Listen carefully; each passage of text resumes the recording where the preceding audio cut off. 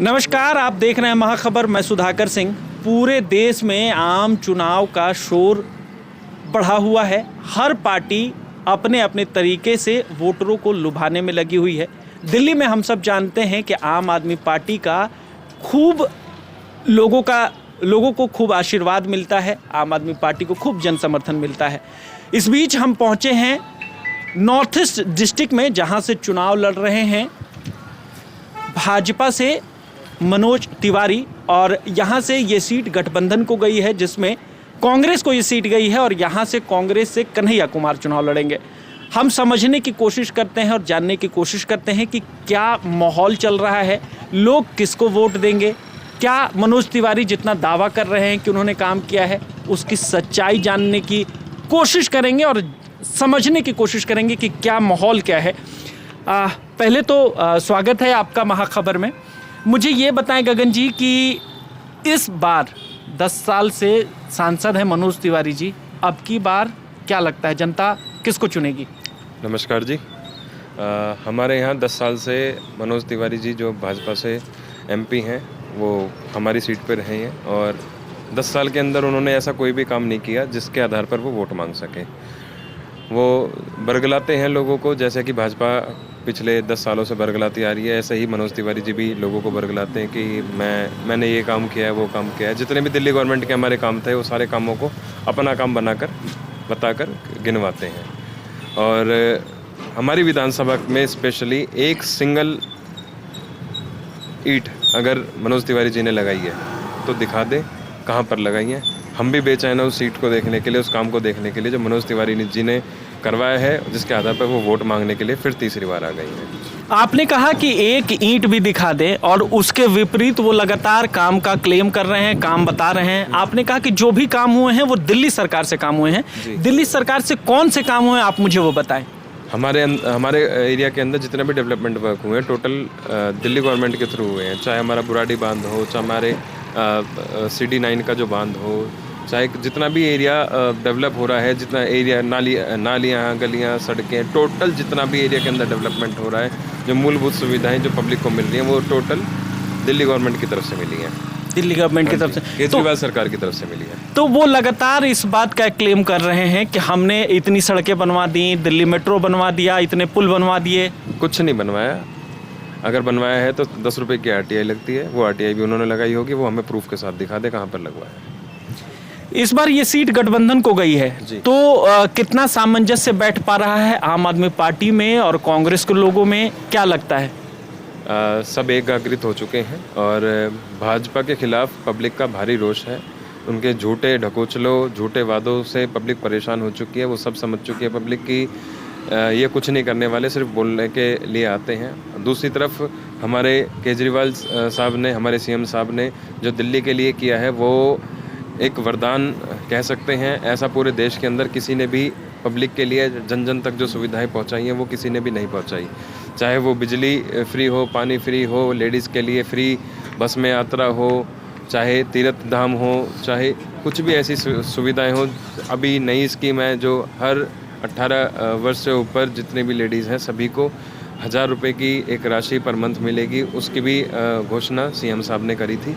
तो ऐसी तमाम योजनाएं जो CM साहब ने हमारी दिल्ली के लिए, हमारे एजुकेशन सिस्टम को इतना इम्प्रूव किया, हमारे हेल्थ सिस्टम को इतना इम्प्रूव किया, नए नए स्कूल खुलवाए, जो पुराने स्कूल हैं उनके अंदर अच्छी facilities, world class facilities provide कराई हैं।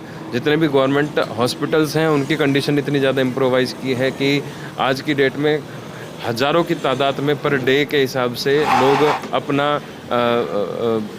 टेस्ट करवाने, अपना इलाज करवाने आते हैं उन हॉस्पिटल्स से और फ्री में अपना इलाज करवा के, यहाँ सिर्फ दिल्ली से नहीं, UP से, हरियाणा से, दूसरे स्टेट से जो जिनमें भाजपा राज कर रही है उन स्टेट से दिल्ली के अंदर लोग इलाज करवाने आते हैं। जो चीज़ें साफ साफ दर्शाती हैं कि दिल्ली गवर्नमेंट का जो हेल्थ सिस्टम है, एजुकेशन सिस्टम है, वो सारी चीज़ें हैं। मोहल्ला क्लिनिक है हमारा, जो आज की डेट में एक MBBS डॉक्टर इनको मोहल्ला क्लिनिक के अंदर मिल जाता है, मोहल्ले के अंदर मिल जाता है। 10-12 गली छोड़ के, 5 गली 4 गली छोड़ के एक गलियों के अंदर इन्होंने बना डाले हैं।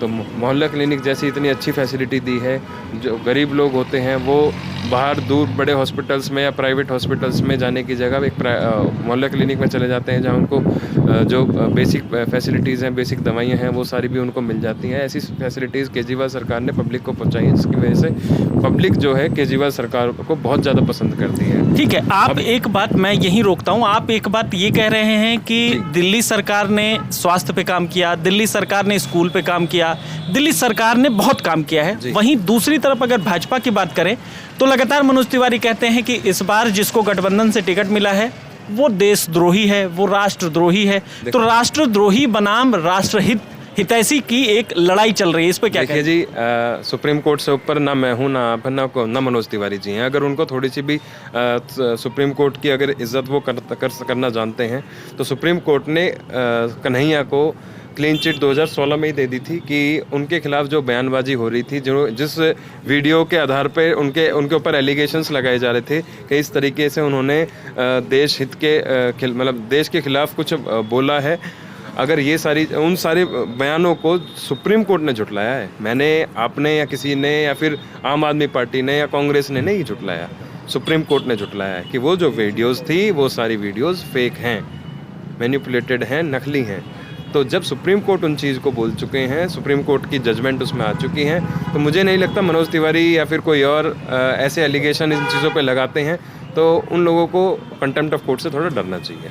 ठीक है, अब एक सवाल बताइए कि केजरीवाल जो आम आदमी पार्टी की आत्मा है, आम आदमी पार्टी के स्टार प्रचारक हैं, अभी वो जेल में हैं, तो कितनी मुश्किल होगी पूरी आम आदमी पार्टी को इस बार? देखिए, निश्चित तौर पर हमारे केजरीवाल साहब हमारे स्टार प्रचारक हैं और रहेंगे, लेकिन भाजपा ने अपने पैरों पर बहुत बड़ी कुल्हाड़ी मार ली है और सीएम साहब को जेल भेजकर इन्होंने भाजपा ने बार बार अपनी तानाशाही को दिखाते हुए कई ऐसे निर्णय लिए जो इनको बैकफायर करके बैकफायर होंगी।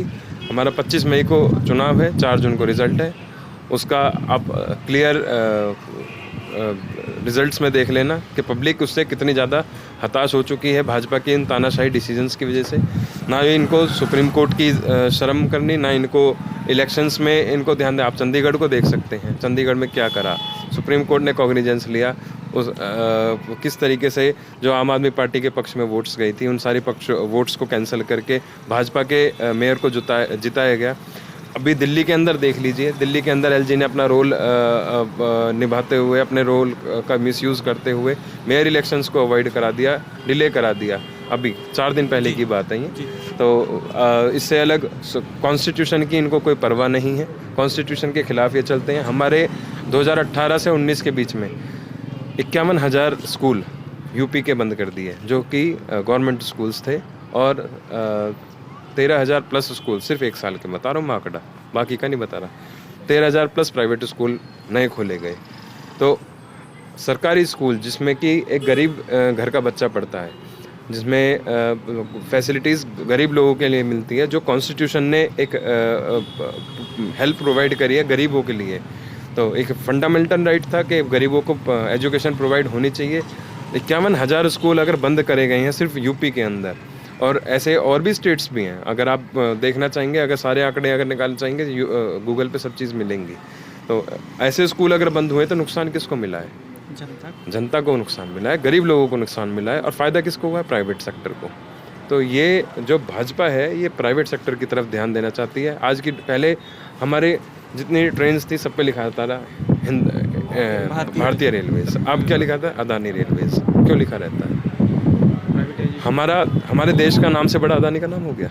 हमारे लिए हमारे देश का नाम बड़ा है, अदानी का नाम बड़ा नहीं है। अदानी देश से निकला है, देश से अदानी नहीं निकला है। तो ये कई सारी चीज़ें हैं, पब्लिक को ये सारी चीज़ें समझ में आती है। पब्लिक भाजपा से बहुत ज़्यादा नाराज़ है और भाजपा के खिलाफ जाकर इस बार कन्हैया, क्योंकि गठबंधन से उनको टिकट मिला है, उनको निश्चित तौर पर जिता कर भेजेगी। एक आखिरी सवाल कि इस बार आम आदमी पार्टी लगातार ये कैंपेन चला रही है कि जेल का जवाब वोट से।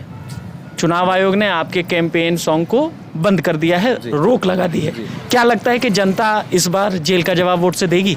देखिए जी, जिस तरीके से तानाशाही का इस्तेमाल करते हुए हमारे सीएम साहब को जेल में भेजा गया है, निश्चित तौर पर जेल का जवाब वोट से ही देंगे हम। और 4 जून को पता लग जाएगा कि कितनी बड़ी वोट हम देने जा रहे हैं और कितनी बड़ी चोट भाजपा को पहुंचने वाली है। 7 सीटें गठबंधन को इंडिया अलायंस जीतेगी और भाजपा हारेगी हमारे दिल्ली से। ठीक है, ये गगन चौधरी थे और गगनदीप चौधरी ये बता रहे थे कि किस तरीके से इस बार यहाँ से नॉर्थ ईस्ट डिस्ट्रिक्ट में मैं हूँ और यहाँ से किस तरीके से इस बार भाजपा को चोट दिया जाएगा। जो मनोज तिवारी लगातार कह रहे हैं कि हमने इतने का काम करा दिया, इतने करोड़ का काम करा दिया। इनका साफ कहना था कि अगर मनोज तिवारी ने कोई काम किया भी है तो उसका दस्तावेज दिखा दें, उसके बाद हम ये मान लेंगे कि इन्होंने काम किया है पूरे क्षेत्र में। और लगातार मनोज तिवारी ये कह रहे हैं कि ये चुनाव राष्ट्रद्रोही बनाम राष्ट्रहित का होगा। तो इनका साफ साफ कहना था कि कोर्ट ने उनको इस बार इस आरोप से बरी कर दिया है। अगर इनको कोर्ट की भी मान्यता नहीं माननी है तो ये अपने मन से जो चाहे वो कहते रहें। आप बने रहें महाखबर के साथ। मैं सुधाकर सिंह, धन्यवाद।